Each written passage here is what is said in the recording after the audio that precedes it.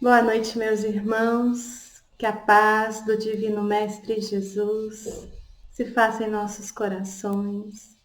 Que a espiritualidade benfeitora nos ilumine, nos auxilie num tema tão importante quanto desta noite: ser espírita. E para nós iniciarmos mais uma palestra nesse mês espírita, Allan Kardec, o terceiro ano consecutivo do Centro Espírita, o Semeador, numa singela homenagem a esse missionário, que foi aquele que trouxe o Consolador prometido pelo Cristo até nós, até a Terra. E assim nós vamos fechando os nossos olhos, asserenando as nossas mentes, os nossos corações e permanecendo durante esses instantes de estudo,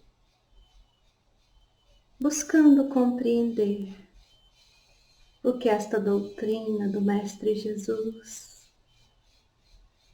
vem nos convidar, a sua mensagem.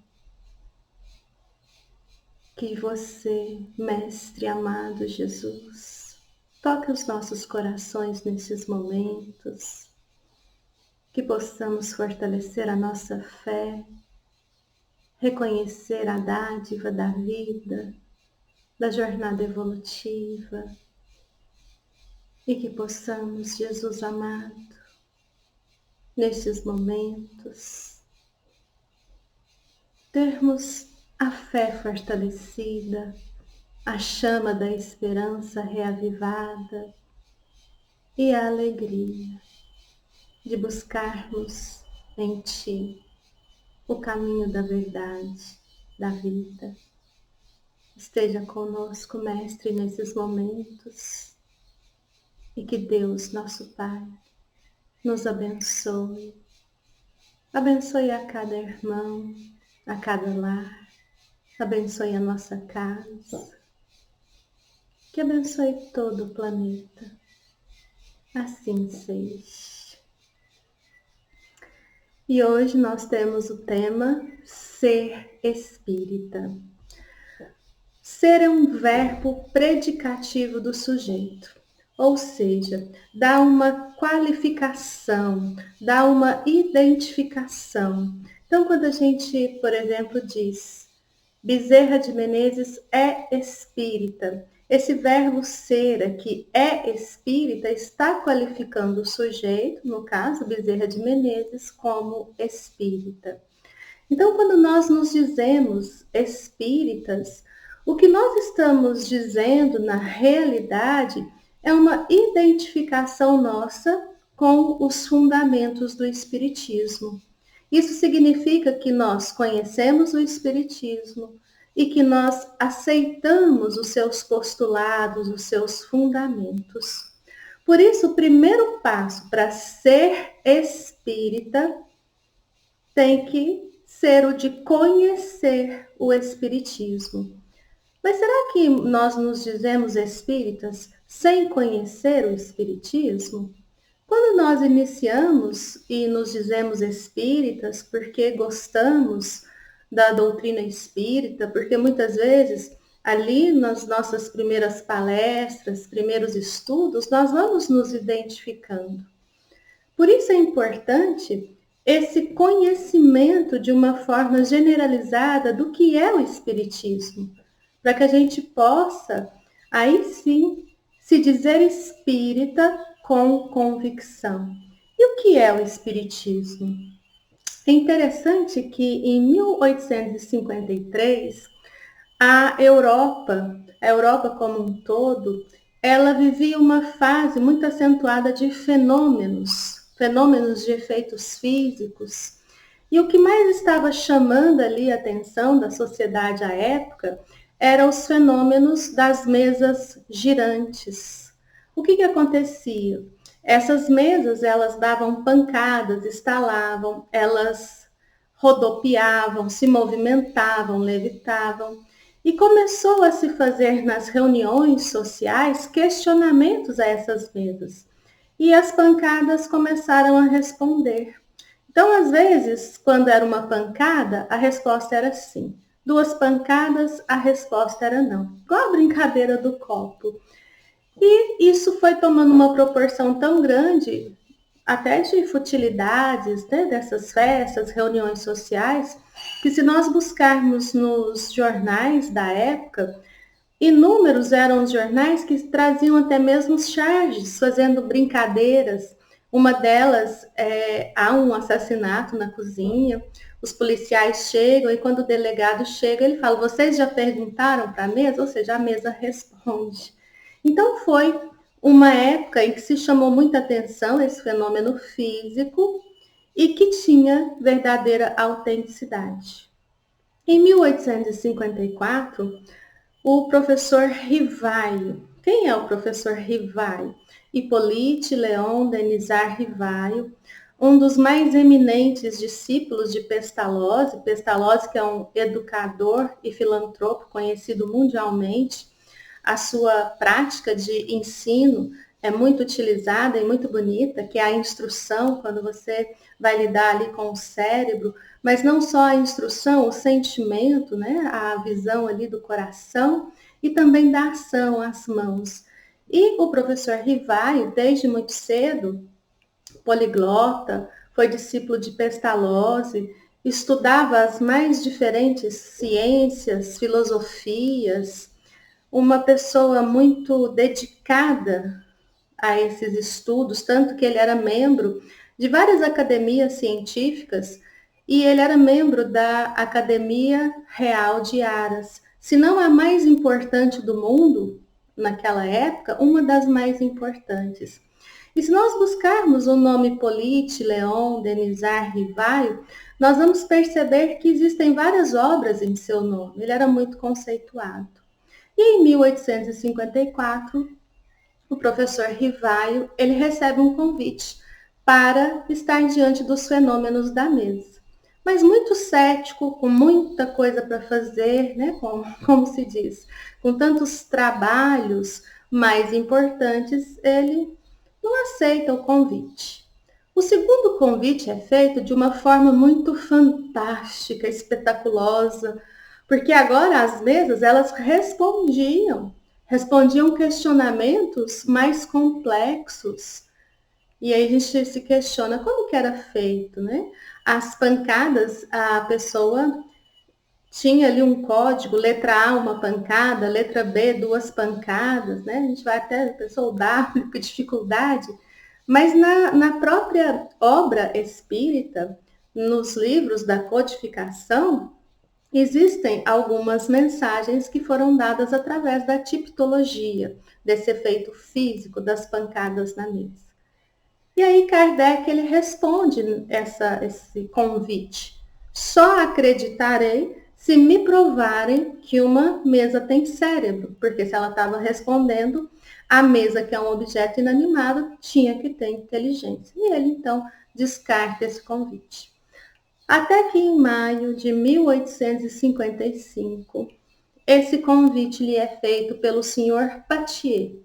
O Sr. Patier também era um estudioso, filósofo, cientista, a quem o professor Rivaio, e aqui a gente já vai trocar o nome professor Rivaio por Allan Kardec, porque é um pseudônimo que o professor Rivaio vai utilizar com o surgimento da primeira obra da codificação espírita, que é o Livro dos Espíritos. Então aqui a gente já vai, né, falar carinhosamente em Allan Kardec. Ele tinha tanta admiração pelo amigo que esse convite, sim, toca a sua curiosidade. E é quando ele presencia pela primeira vez aqueles fenômenos em que todos viam uma futilidade, Allan Kardec enxerga ali uma nova lei que ele toma para si investigar. Começa a investigar partindo de qual ponto? De que todo efeito tem uma causa. Todo efeito inteligente tem uma causa inteligente.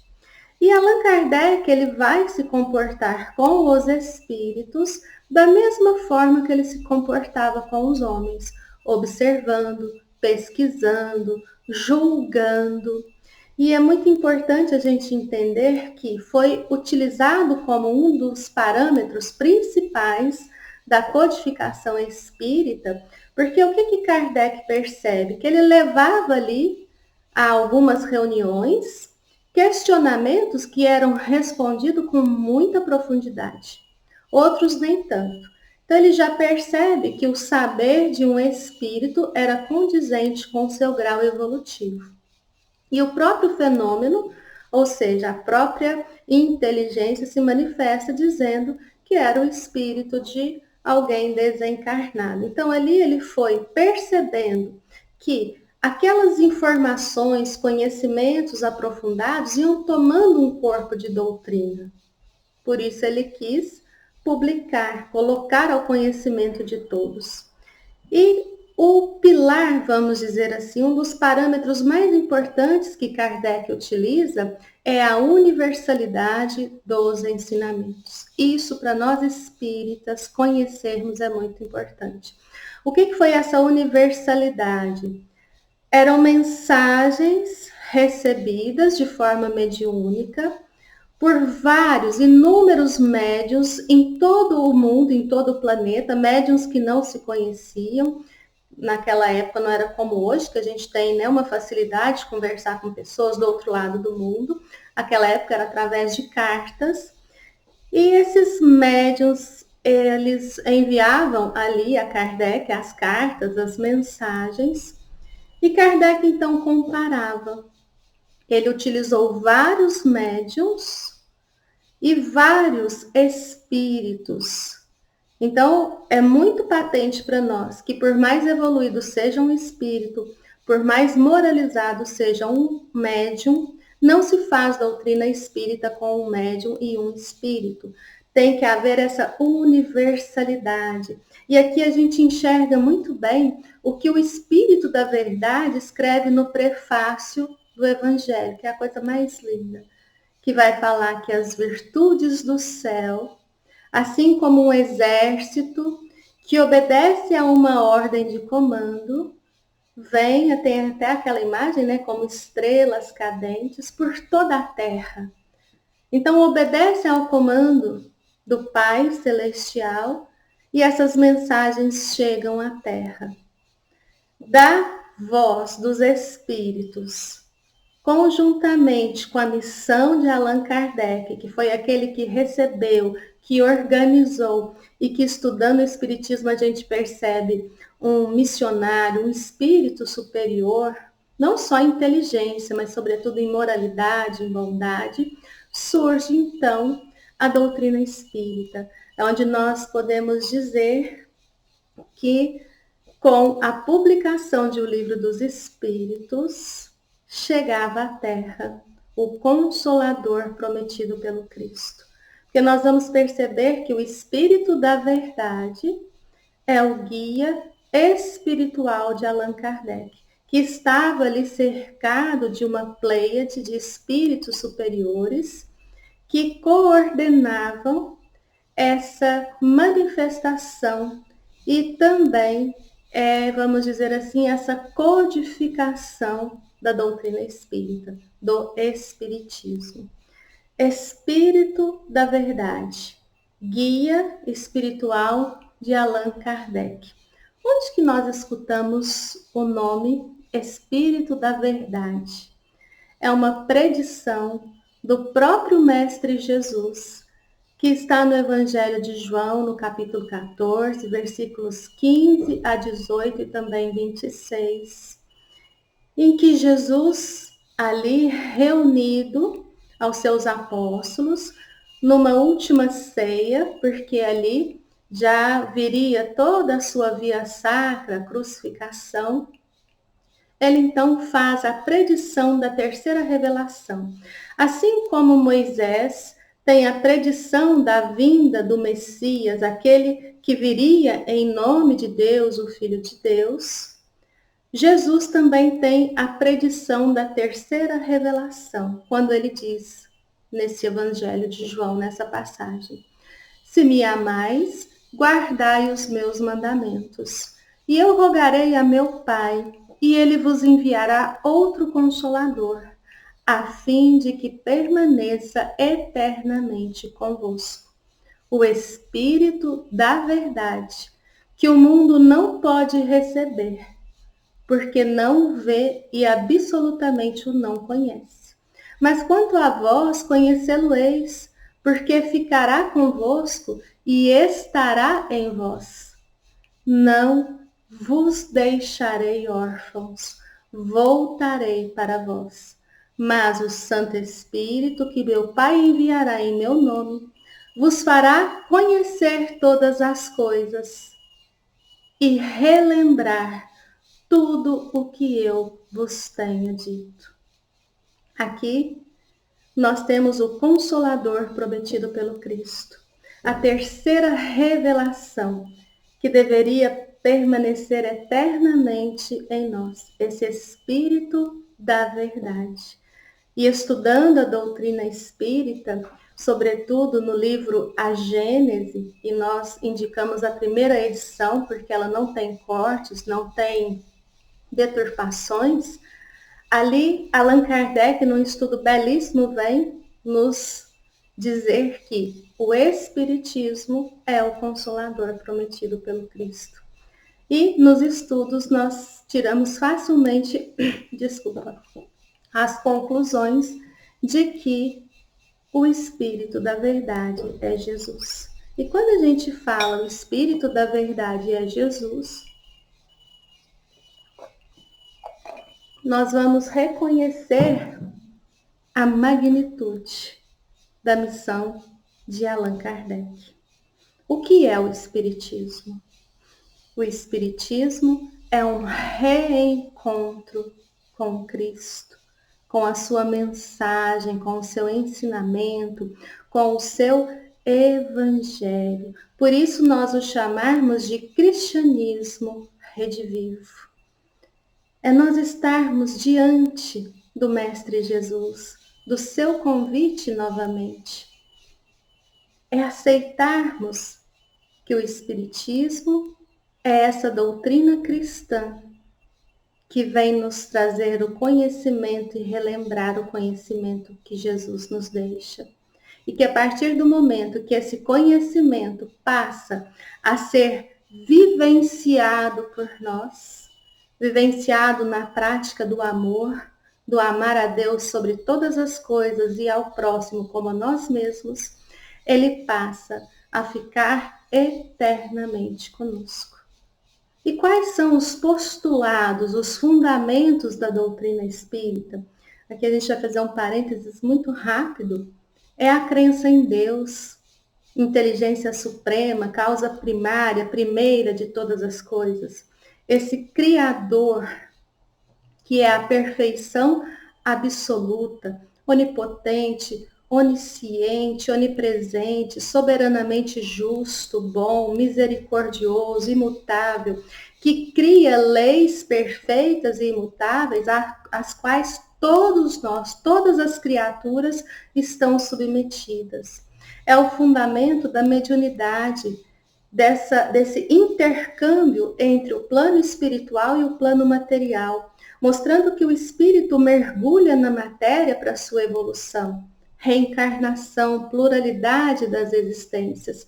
Temos uma única vida, a vida do espírito imortal. Em várias e várias encarnações no plano material para sua evolução. Que plano material é esse? São as várias moradas na casa do Pai. Detentores de liberdade de escolha, livre-arbítrio, buscando sempre o uso da lógica, do raciocínio, nós vamos ver que esses fundamentos do Espiritismo vão nos dizer que fomos criados por Deus, simples, ignorantes, no sentido de destituídos de conhecimento e de experiência.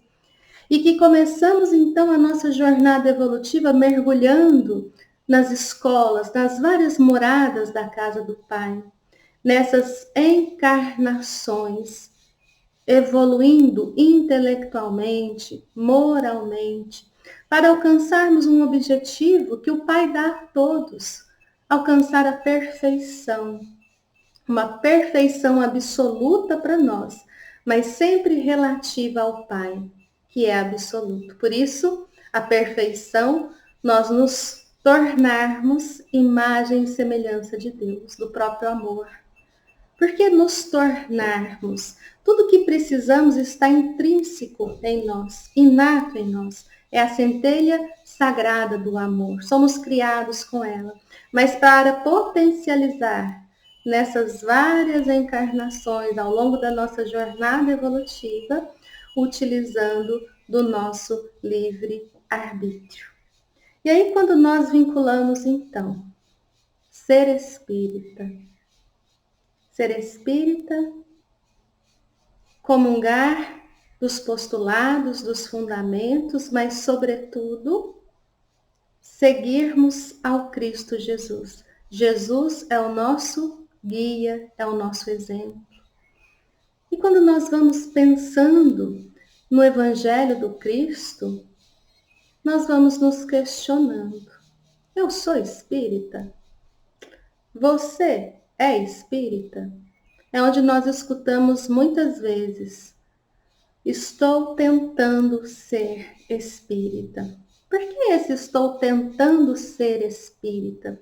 Isso é muito importante, porque nós confundimos ser espírita com ser bom, às vezes até mesmo com ser perfeito. Existem bons espíritas, assim como existem bons ateus, bons católicos, bons muçulmanos, bons budistas, evangélicos. Mas existem também péssimos espíritas, que são capazes das maiores atrocidades.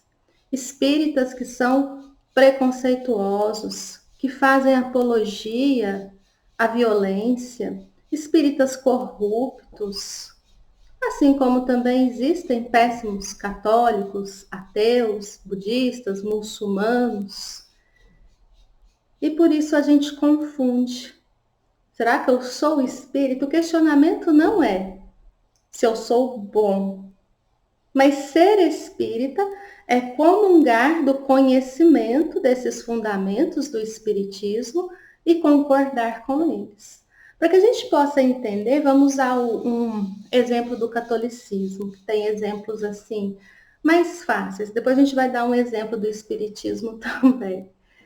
Mas se nós pensarmos nas cruzadas, guerras cruentas, sanguinolentas, eram os católicos que foram a Jerusalém matar em nome de Jesus, matar em nome de Deus os muçulmanos, para livrar Jerusalém desses infiéis católicos.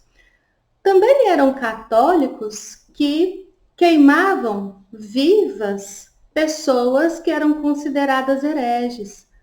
Colocavam fogo em nome de Deus para limpar o mundo da heresia.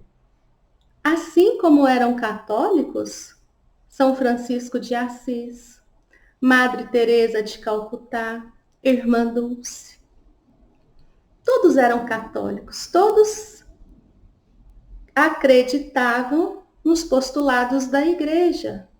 Mas quando nós falamos de São Francisco de Assis, Madre Teresa de Calcutá, Irmã Dulce, esse conhecimento católico fez com que eles amassem o próximo, abdicassem, se resignassem, renunciassem em nome do próximo, amando a Deus. Quando nós pegamos, por exemplo, o espírita João de Deus, aqui nós não vamos julgar, mas que tem crimes muito tristes, ele é espírita, assim como é espírita Chico Xavier, manso, humilde, caridoso. E aí nós ficamos ser espírita. Mas quem nos tira essa dúvida é o próprio Mestre Jesus, na parábola do semeador, que está no Evangelho de Mateus. E é interessante que nessa passagem da parábola do semeador ou da semente, Jesus conta a parábola e depois, quando os discípulos não compreendem, ele explica a própria parábola. E o que Jesus diz? Que o semeador saiu a semear. Uma parte da semente caiu à beira do caminho. Vieram as aves do céu e as comeram. Outra parte da semente caiu sobre o pedregulho. E como ali havia terra rasa, essa semente logo brotou. Mas veio o sol forte e as queimou, porque não tinham raízes. Uma outra parte da semente cai entre os espinheiros. Havia terra, mas os espinhos abafaram a semente. Até que, enfim, essa semente caiu em boa terra, e nessa boa terra, algumas sementes renderam 100 por 1, outras 60 e outras 30. Que ouçam os que têm ouvido de ouvir. E como os discípulos não entenderam nada, Jesus então vai explicar que quando se diz à beira do caminho, é aquele solo duro. São as pessoas que recebem a palavra do reino, mas não a compreendem. Vem o mal e arrebata. As que caem ali no pedregulho são as pessoas que recebem a palavra do reino com alegria, mas advindo as adversidades, o chamamento da riqueza, essa semente, então, ela não tem raiz, ela se perde. No espinheiro, o Cristo explica aos discípulos que ali tem uma terra boa, mas que os espinhos abafam essa semente, até que cai na terra boa, que dá os frutos. Ser espírita, comungar dos postulados, dos fundamentos do Espiritismo, que é a doutrina cristã, que é o ensinamento de Jesus, o cristianismo redivivo. Por que nós temos bons espíritas e nós temos péssimos espíritas? É o que Jesus está dizendo aqui para nós. A semente é o que ele chama de a palavra do reino. É a verdade. A verdade que esse semeador divino, que é o Cristo, vem semear em nós. É a palavra de Deus. Evangelho de João, capítulo 1, o Verbo se faz carne e habita entre nós. Jesus traz o conhecimento das leis universais, da lei divina. Então, esse conhecimento, ele vai chegar até nós. Esses solos que o Cristo expõe na sua parábola é o solo do nosso coração, é o solo do nosso sentimento. É como nós vamos interagir o íntimo com o exterior. E nesse íntimo, qual é a terra? Nós estamos em estágios diferentes de intelectualidade, de moralidade. Esse chão, essa terra, né, à beira do caminho, esse chão duro, batido, são aqueles que recebem o conhecimento, recebem a palavra, mas que não quer dizer nada. Muitos até frequentam religiões, instituições, mas mais como um respaldo para a sociedade, vão ali, escutam, mas aquilo não quer dizer nada, porque fala do espiritual e o interesse aqui é material. Então, vem o mal e arrebata os prazeres mundanos, o interesse, a futilidade. Já o solo pedregoso é quando nós recebemos o conhecimento. Vamos colocar aqui o conhecimento espírita, seja qual for o conhecimento. Porque a verdade não está só no espiritismo. A verdade está em amar. A verdade está em perdoar, em respeitar, em ser bom. E isso tem na consciência, independente de rótulo religioso. Mas é quando nós então conhecemos, recebemos a palavra e nos exaltamos. Achamos linda, maravilhosa, Mas aí vem o sol forte. Qual sol é esse? O sol das provações, das expiações, sofrimentos, doenças, interesses familiares, profissionais, políticos. E todo aquele entusiasmo acaba. Ou seja, muitas vezes nós até abandonamos. São aquelas pessoas que criam muitas desavenças, que eram de uma certa religião e hoje falam mal da religião. É esse solo pedregoso. A semente que cai no solo dos espinhos é a mais interessante. Por quê? O espinheiro é uma planta, então ali tem terra boa.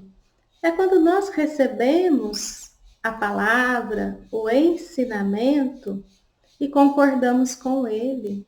Somos espíritas. Só que muitas vezes esses espinhos abafam.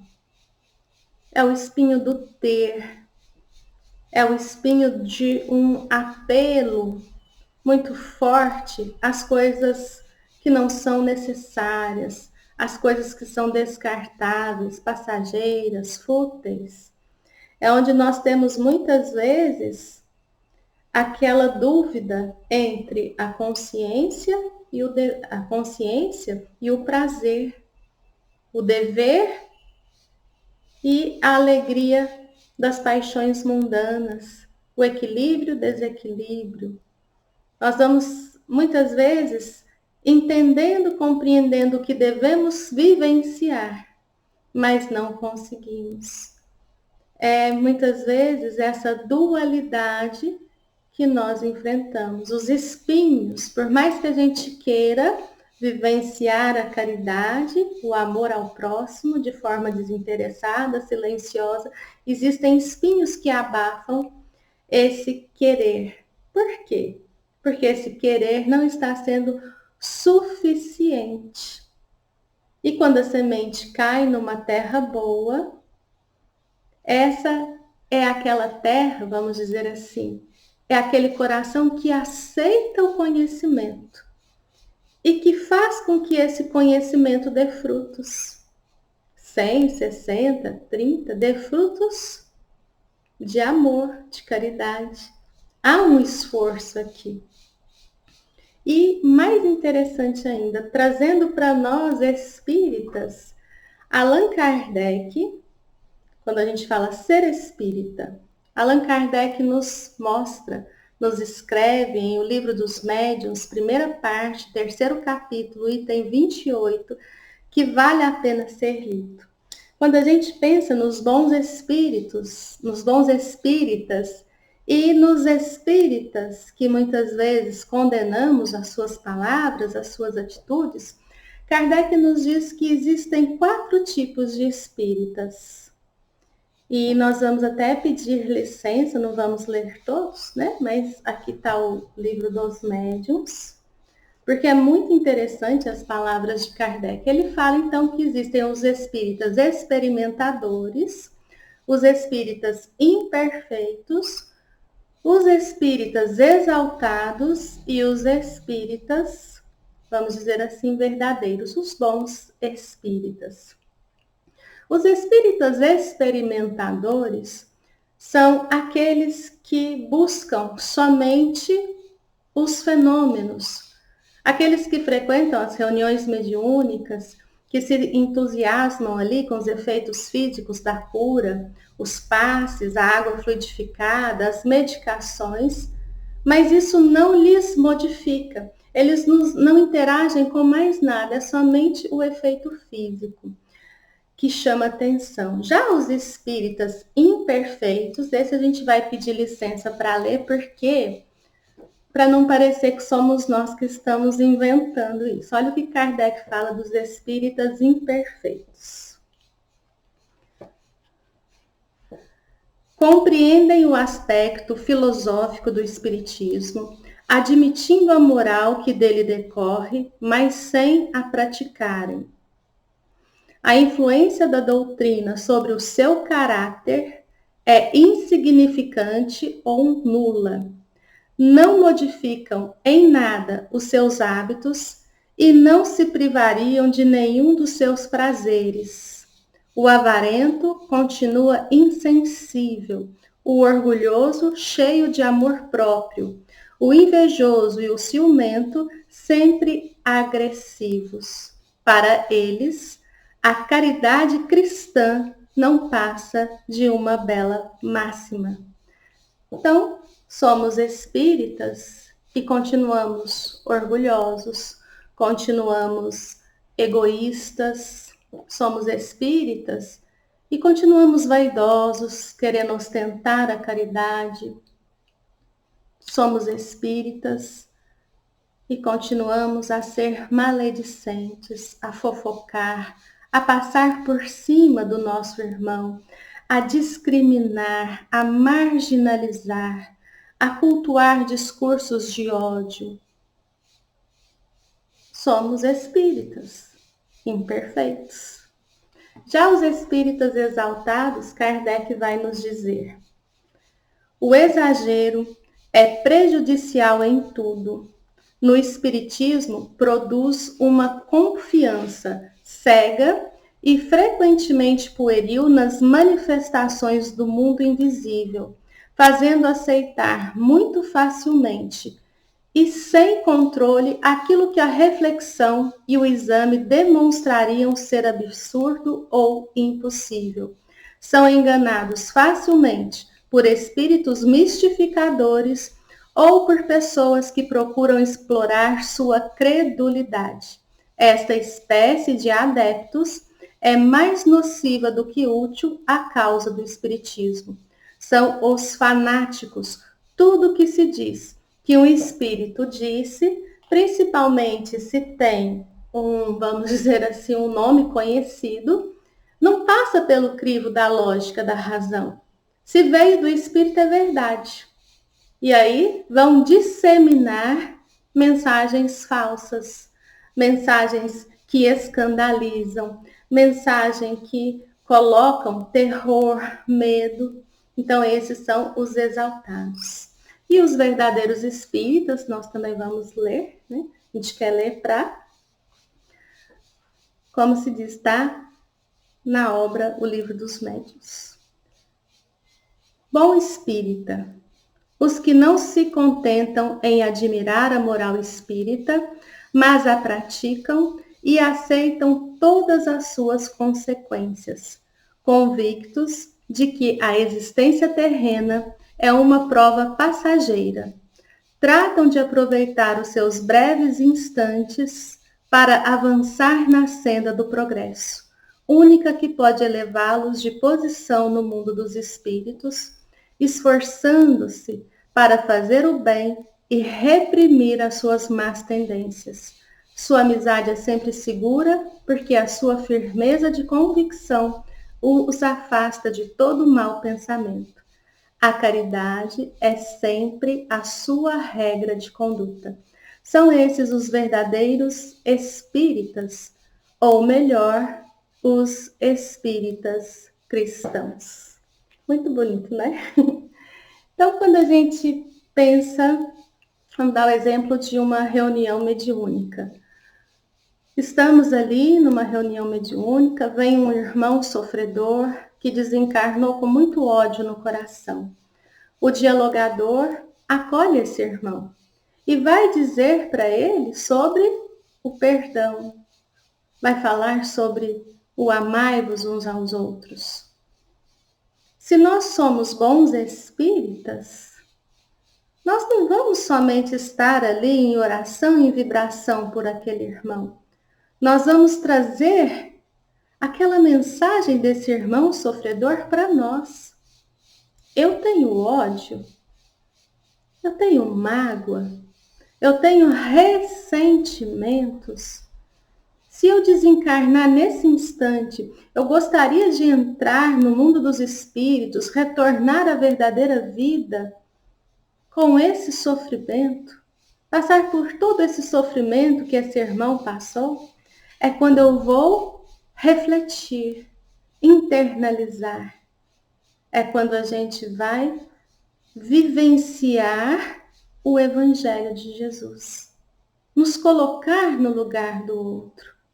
E aí nós vamos conseguindo fazer com que o conhecimento espírita nos transforme as nossas atitudes.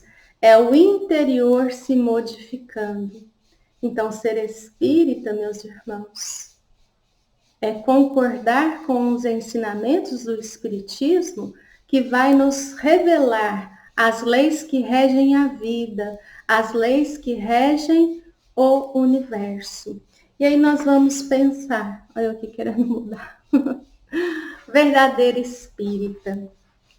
Se são leis que regem a vida, se são leis que regem o universo, nós temos que concordar que conhecer o Espiritismo vai demandar tempo, vai demandar responsabilidade, energia, para a gente estudar, para a gente ter uma imersão nesse conhecimento.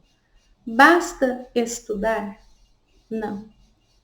Porque estudando nós vamos compreender que o Espiritismo tem uma bússola muito importante, que é a bússola da caridade. Nos aponta sempre a caridade. Jesus nos diz que quando dessemos de beber, de comer, que quando vestíssemos os pequeninos, era Ele que faríamos. Que quando fôssemos visitá-los nas cadeias, nos hospitais, era Ele, Jesus, que estaríamos visitando. Que quando recebêssemos o hóspede, e hoje o mundo vive essa triste dor, diferenciando pessoas, quando a gente fala hóspede, os imigrantes, os refugiados, Jesus pede que a gente receba. É interessante? Então, quando a gente pensa estudo, prática do bem, da caridade, é caminhar com Jesus. E caminhar com Jesus não é fácil, por quê? Porque Jesus caminha na contramão da sociedade. Ele caminha em direção à porta estreita e não à porta larga. Ele caminha em direção dos excluídos, dos marginalizados, das minorias. Então, estudar, praticar o bem, a caridade, basta para ser espírita? Não basta.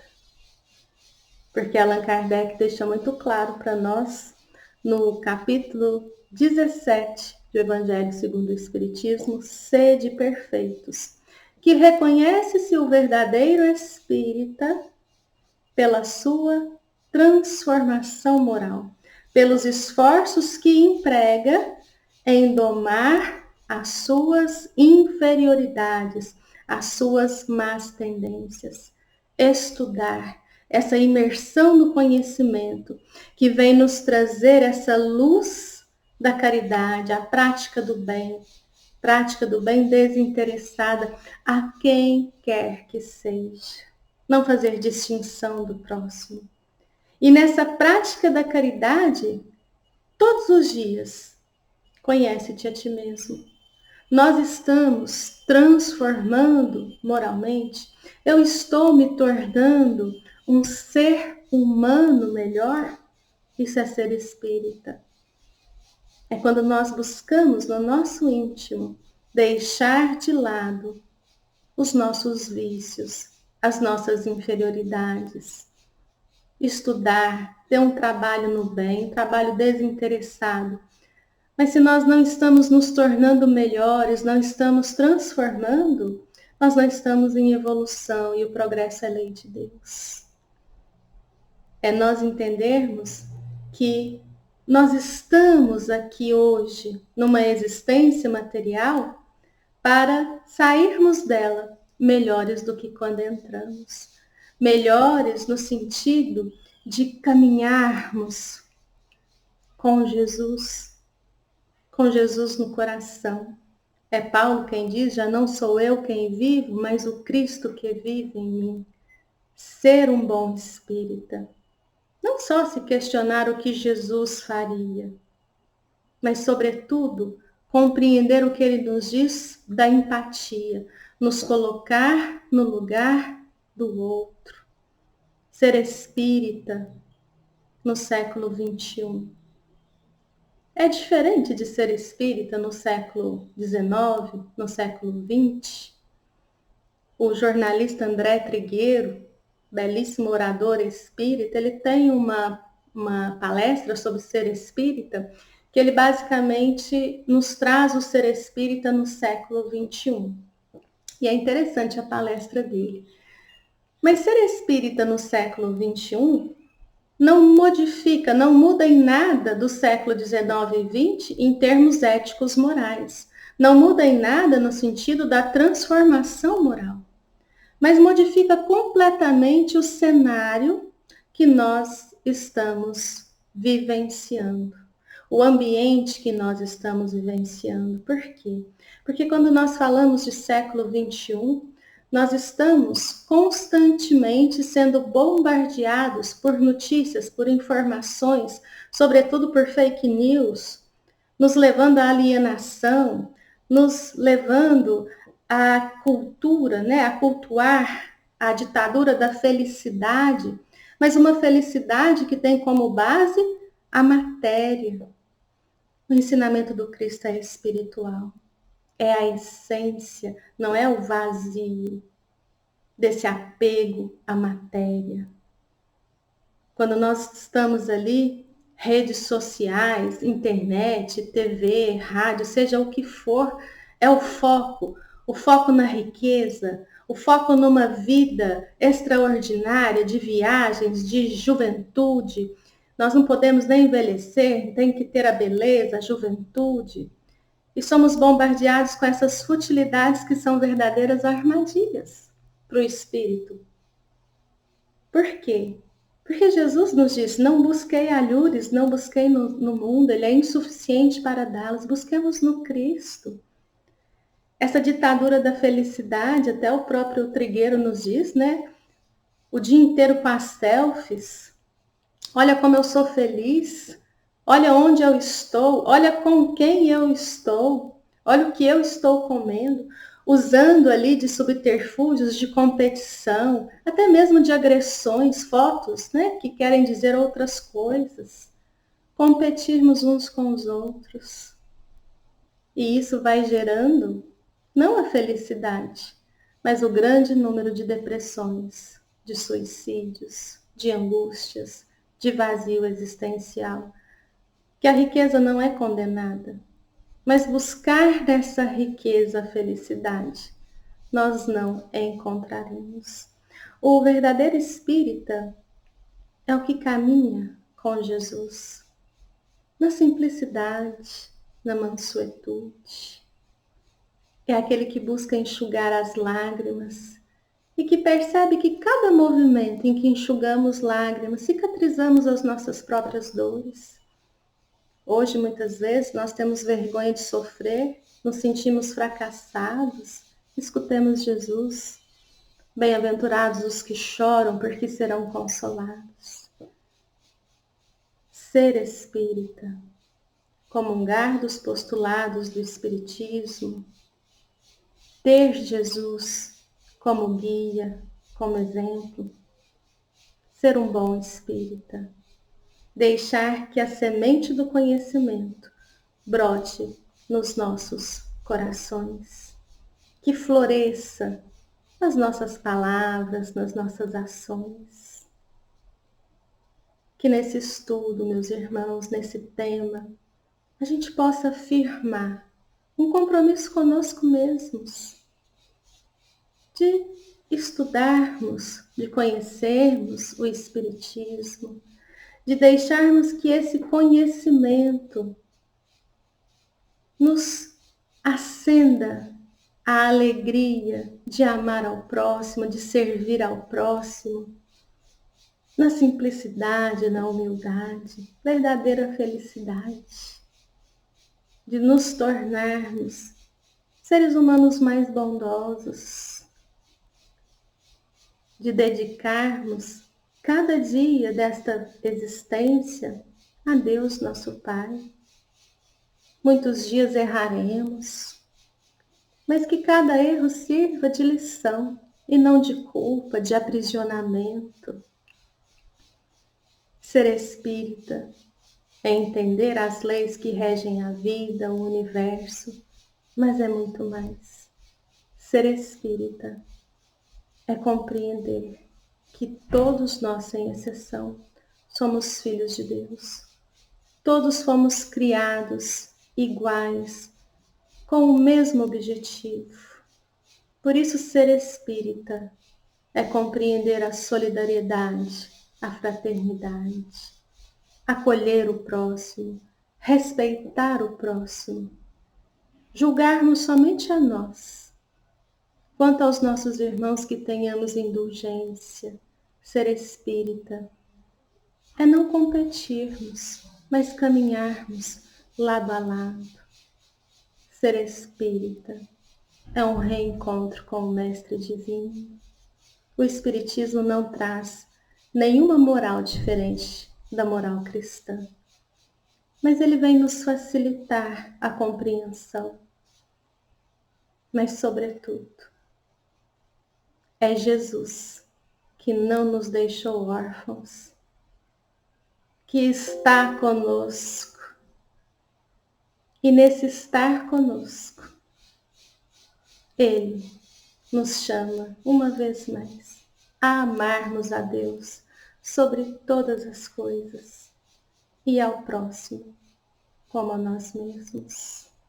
Fiquemos em paz, meus irmãos, que Jesus fortaleça em nós não somente sermos espíritas, mas sermos espíritas cristãos, porque é uma só coisa, como diz Allan Kardec.